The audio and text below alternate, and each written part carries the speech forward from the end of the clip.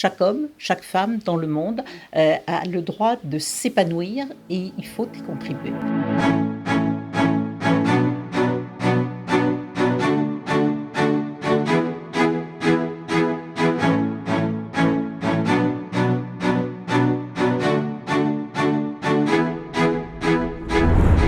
Alors en général, je parle toujours de Saint-Jean-de-Luz et de la Côte Basque, où il fait toujours beau.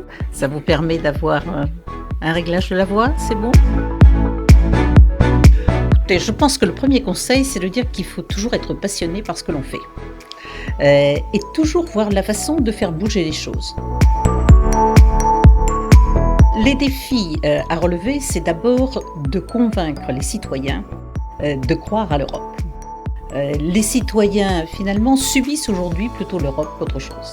Ils pensent qu'elle est nécessaire, mais en même temps, ils ne se sentent pas partie prenante et ils n'ont pas le sentiment qu'elle améliore leur vie au quotidien. Je pense que l'Europe est une nécessité et bien plus que cela. Elle est une nécessité parce que, à l'heure de la globalisation, les ensembles qui comptent sont des ensembles comme la Chine, comme l'Inde, comme l'Amérique du Nord dans son ensemble, comme l'Afrique, d'au moins 1 milliard d'habitants. Un pays seul ne peut pas compter. Il est donc nécessaire d'avoir une Europe qui soit le plus unie possible, qui soit une réelle puissance pour pouvoir faire valoir ce que sont nos intérêts, ne l'oublions pas, mais également nos valeurs. La France n'est pas un très grand pays dans le monde, c'est pas le plus grand, c'est pas le plus peuplé, c'est pas le plus étendu, ça n'est pas le plus riche.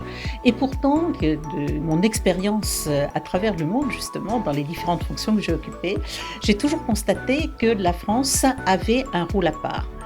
Jouer un rôle particulier, qu'elle était une référence. Il faut que la France puisse continuer à jouer son rôle pour être un facteur de sécurité, pour être un facteur de stabilité, pour être un facteur de paix dans le monde, mais également pour être en quelque sorte un modèle où on dit chaque homme, chaque femme dans le monde a le droit de s'épanouir et il faut y contribuer.